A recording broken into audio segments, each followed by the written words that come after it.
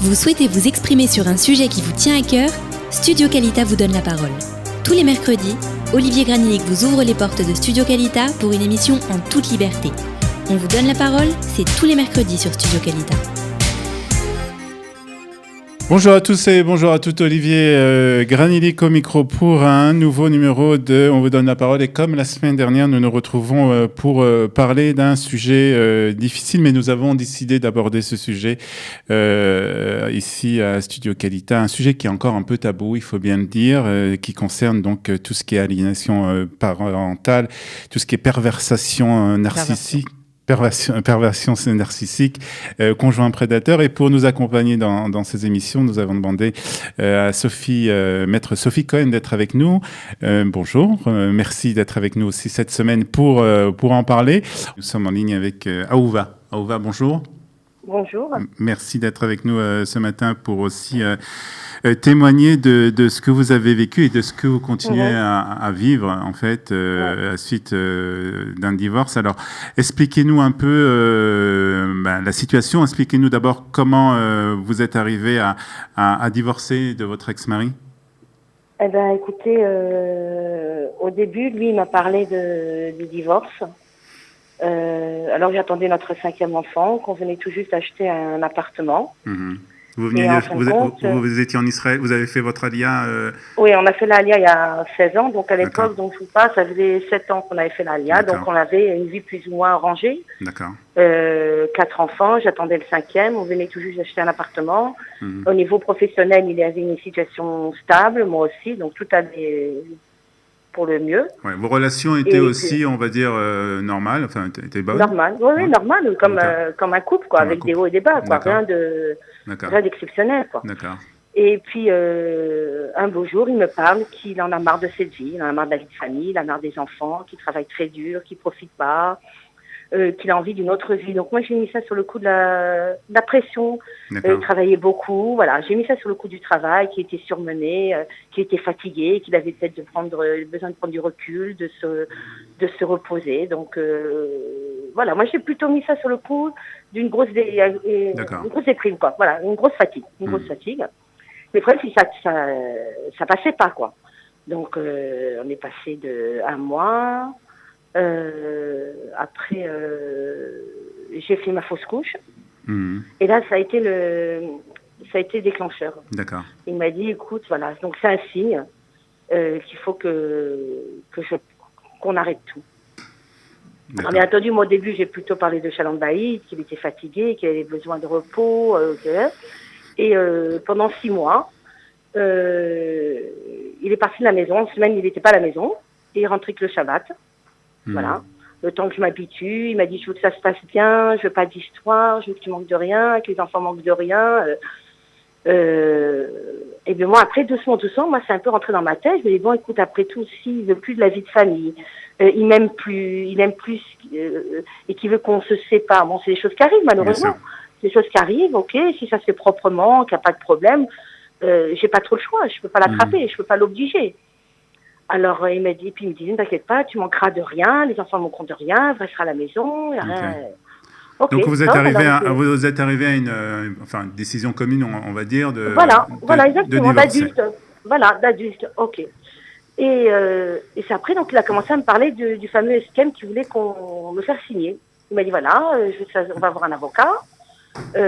On prendra qu'un seul avocat, on va faire un schème, tu payeras la moitié et moi la moitié. On va faire un accord. Et voilà ce que je te propose. Tu restes à la maison avec les enfants. La maison, puisque c'est moi qui la paye, elle est à moi. D'accord ? Tu n'auras pas de maison, tu n'auras rien, puisque je t'offre un toit. Alors moi, le problème, c'est qu'à l'époque, je travaillais, mais j'avais un tout petit travail. Et comme lui ne s'est jamais occupé des frais de la maison et tout, il ne savait pas ce que ça représentait.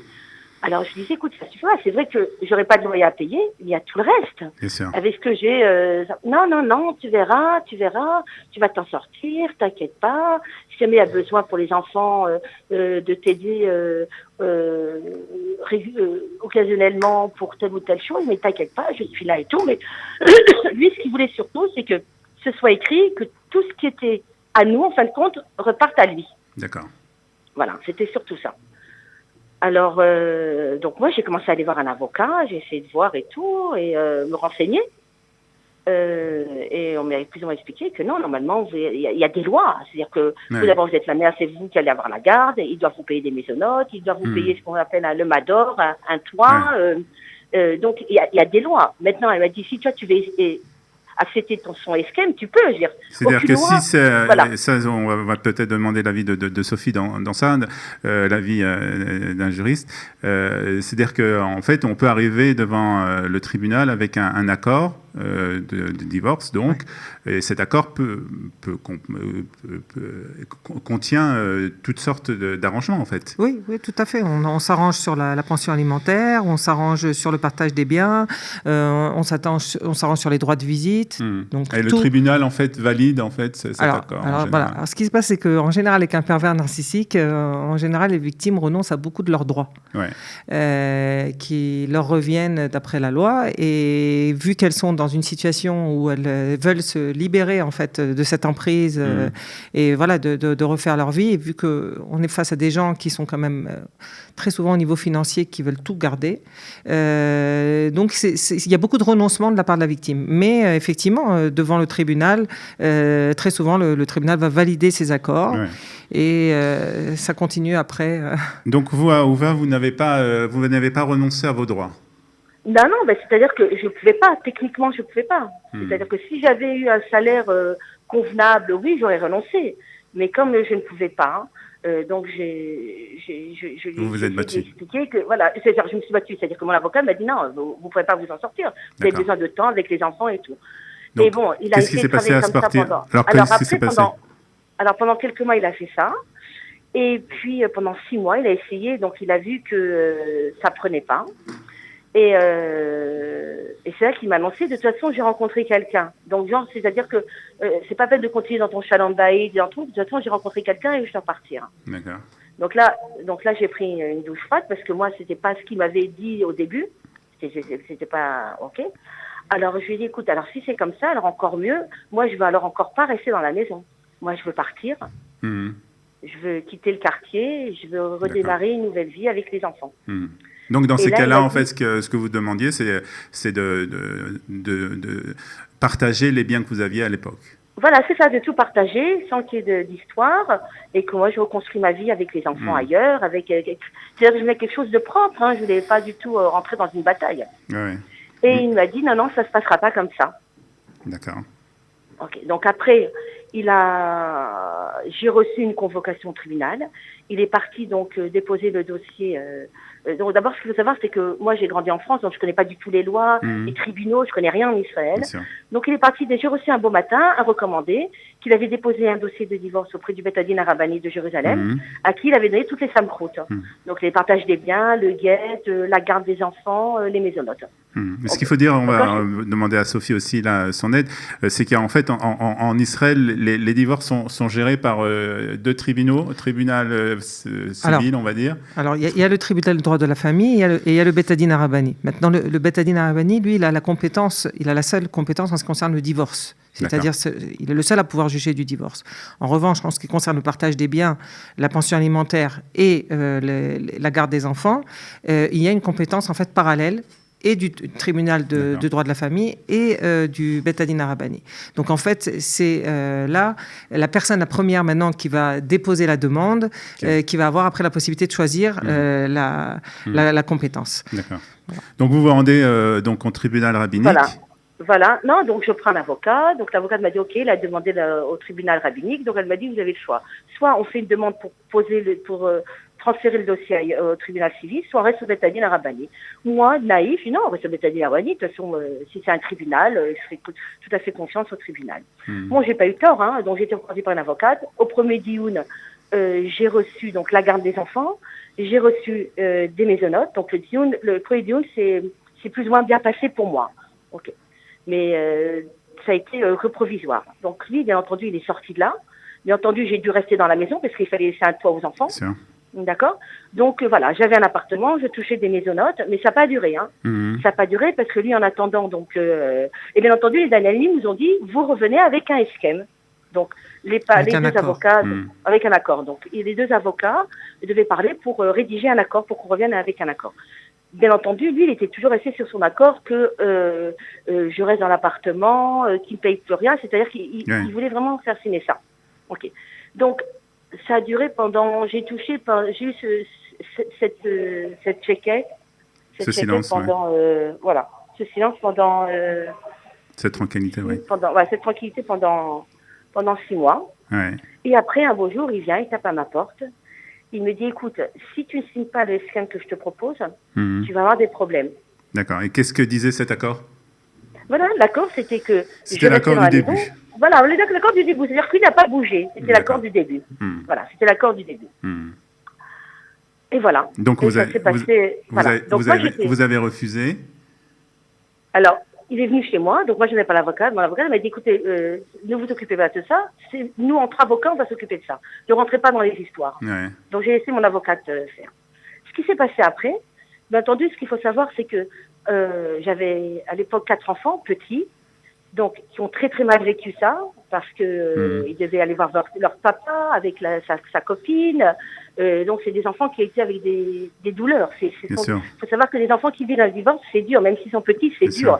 Même si on leur donne tout l'amour et tout, c'est dur à vivre pour eux. Sûr, c'est pour un moi traumatisme. aussi, c'était dur. Voilà, même pour moi, c'était dur parce qu'il fallait quand même continuer, même si j'ai été trahie et tout, il fallait quand même continuer à travailler, s'occuper des enfants, à aller s'occuper de tout, de tout s'occuper. Donc ça a été très très difficile pour les enfants. Et puis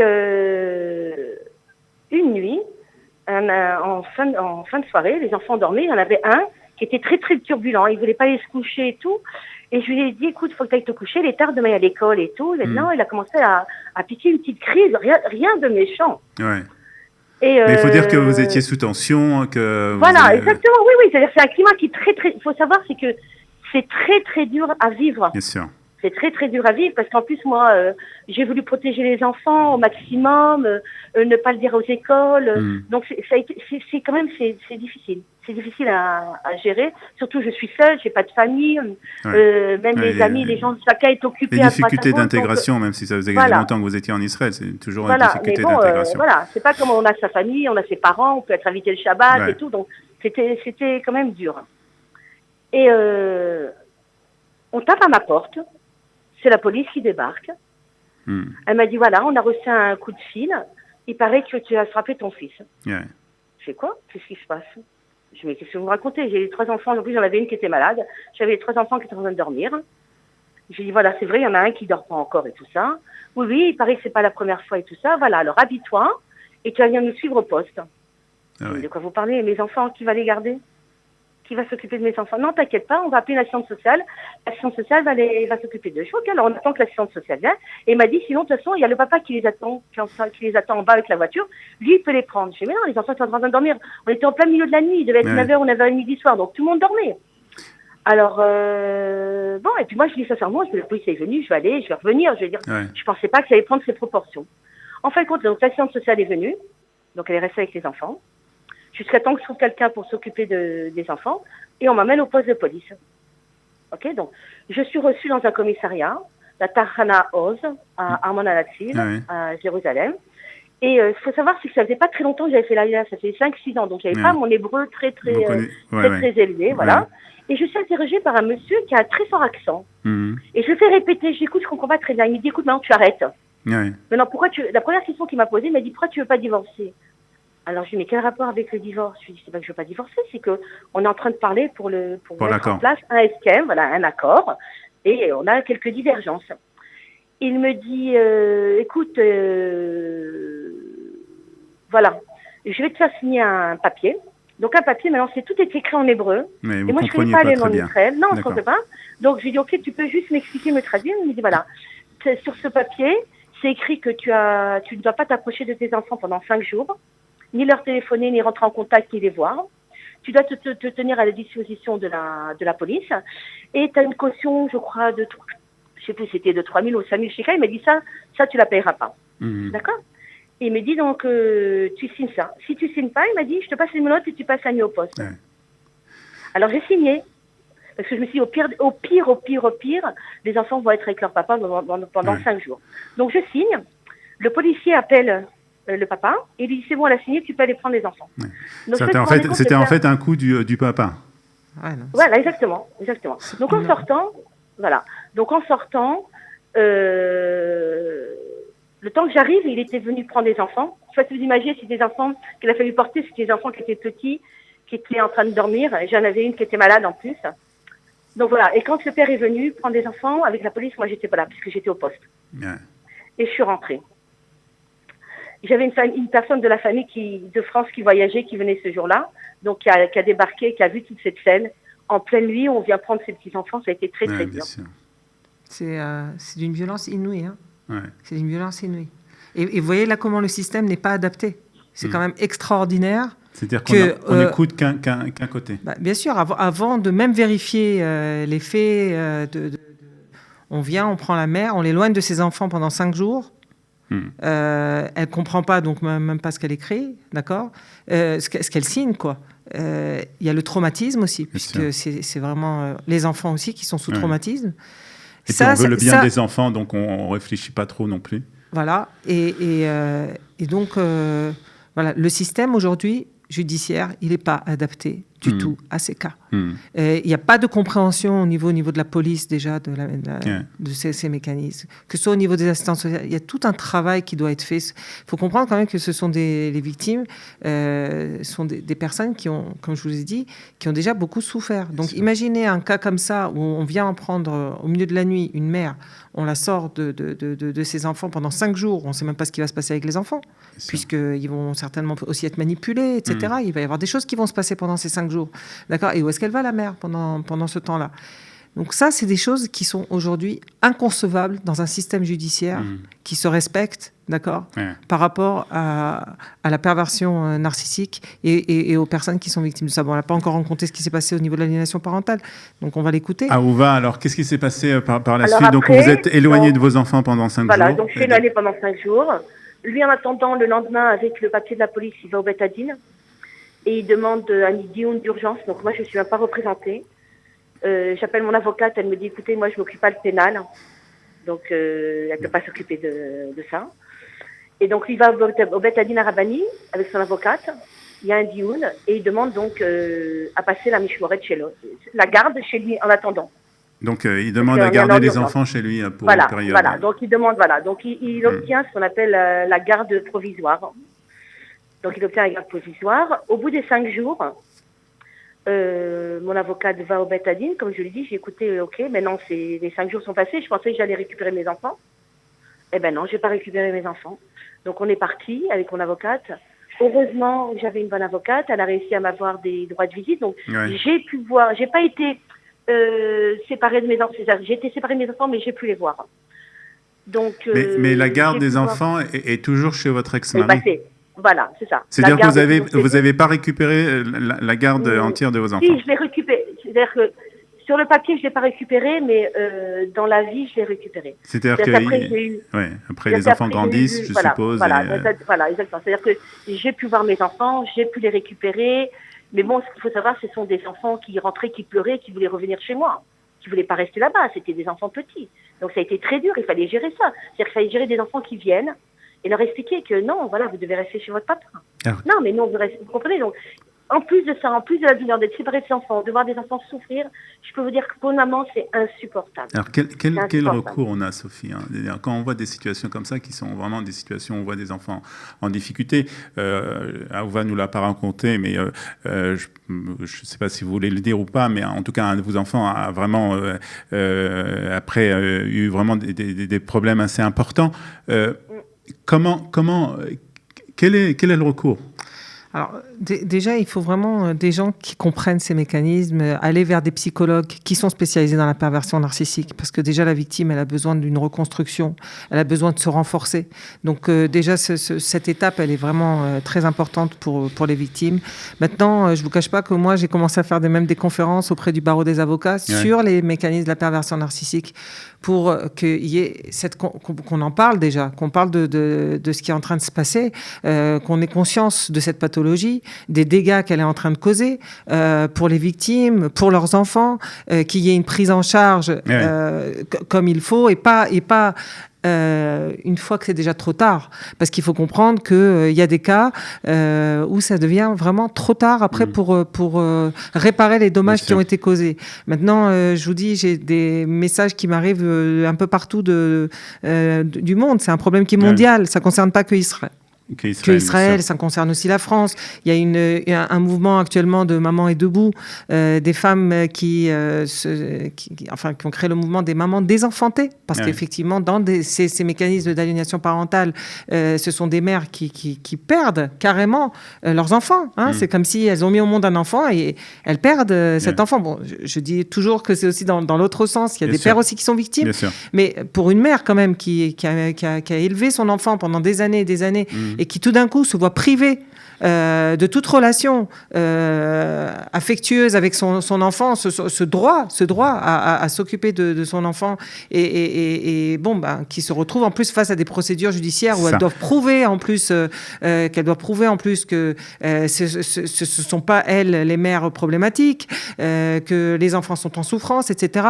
On peut pas aujourd'hui continuer à mettre des œillères sur la gravité de ce problème, quoi. Je veux dire, ce sont des enfants qui demain, malheureusement, vont d'abord, comme je le dis, aujourd'hui, c'est pas pour rien qu'on a dans les écoles autant de problèmes de harcèlement.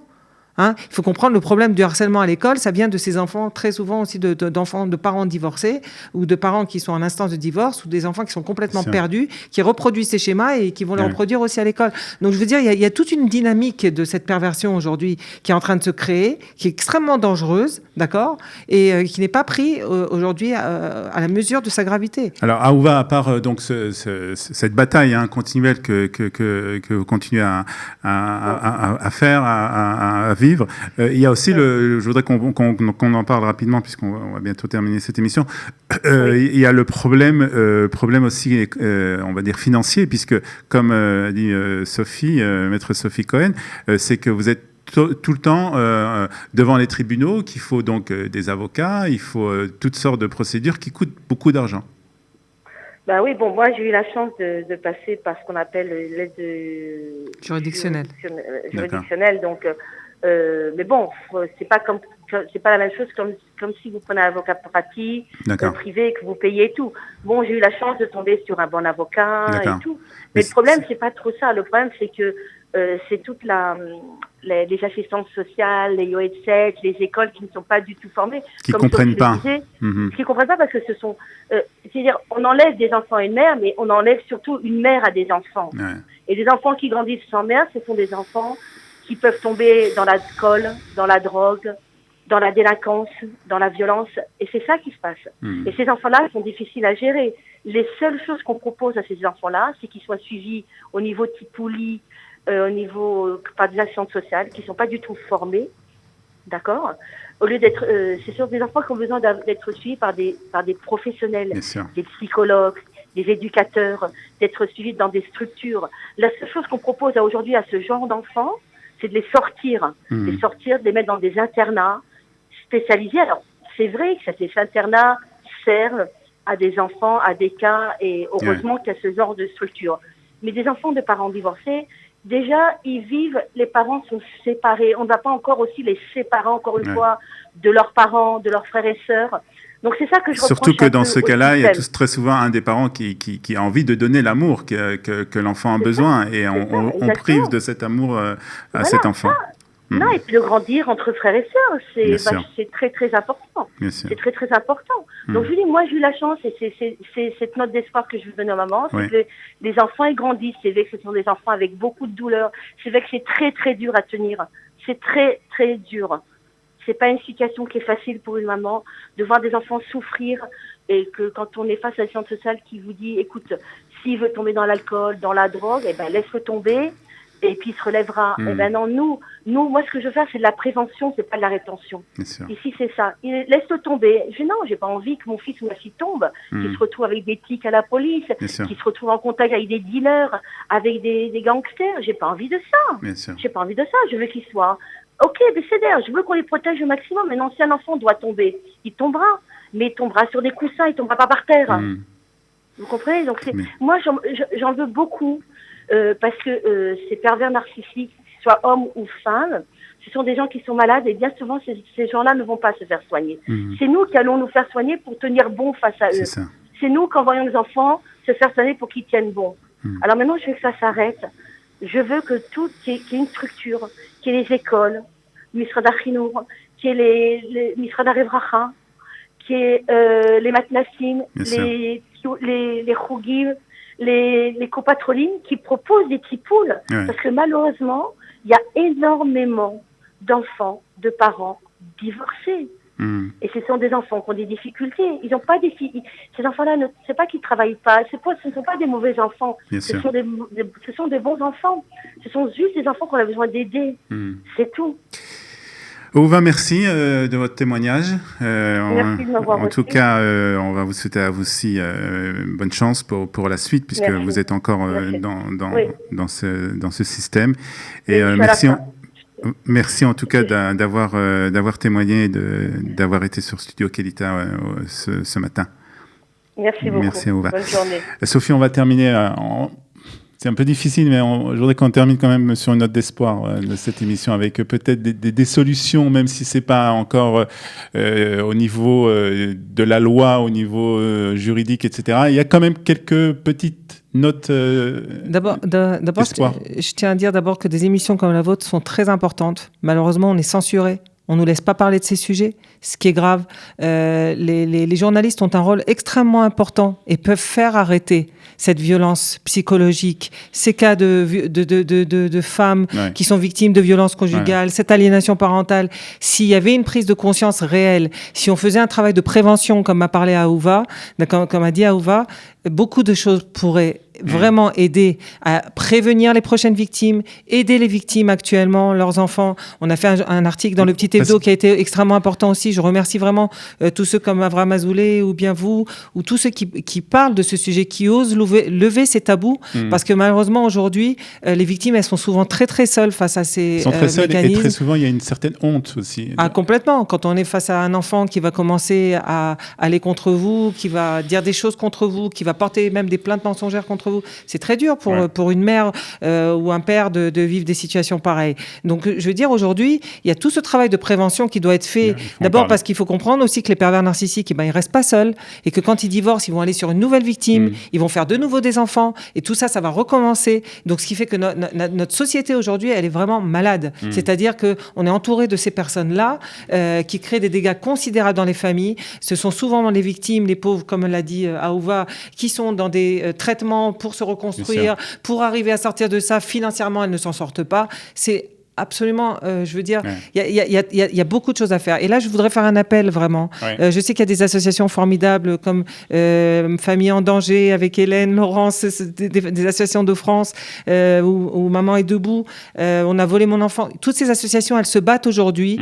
On les voit sur Facebook, malheureusement. Il faudrait qu'il y ait un écho beaucoup plus large de ces associations-là, de toutes les victimes qui essayent de se battre aussi pour qu'il y ait des formations de professionnels qui soient faites auprès des professionnels de la justice, dans les écoles aussi. C'est très important que les éducateurs soient formés à ces compréhensions-là, que les assistantes sociales aient ces formations. Je veux dire, ça aiderait énormément les victimes. Donc là, je veux dire, il y a tout un travail à faire à ce niveau-là.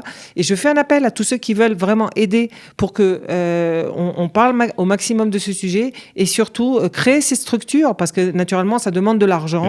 Et malheureusement, aujourd'hui, on préfère donner de la Ritaline aux enfants ou des médicaments plutôt que de prendre en charge ces problèmes-là. Et la communauté, on va dire, francophone en Israël n'est pas épargnée par ce...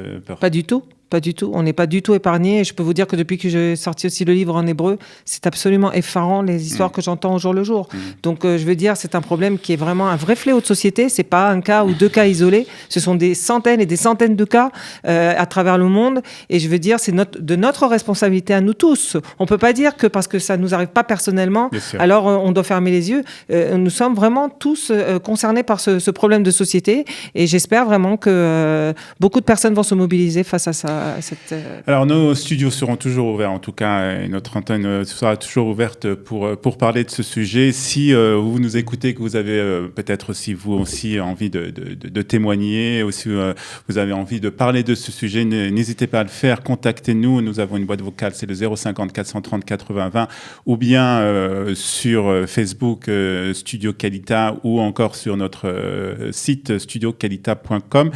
Merci beaucoup, Sophie, maître Sophie Cohen, d'être venue nous parler. Et vous êtes toujours invitée, en tout cas, pour parler de ce sujet important. Merci à vous, Olivier, à Qualita et à tous ceux qui nous ont écoutés. Merci beaucoup. Et bonne journée à vous tous. On se retrouve la semaine prochaine pour un nouveau numéro de Studio Qualita. On vous donne la parole sur Studio Qualita. À bientôt. Bye bye. Vous souhaitez vous exprimer sur un sujet qui vous tient à cœur? Studio Qualita vous donne la parole. Tous les mercredis, Olivier Granilic vous ouvre les portes de Studio Qualita pour une émission en toute liberté. On vous donne la parole, c'est tous les mercredis sur Studio Qualita.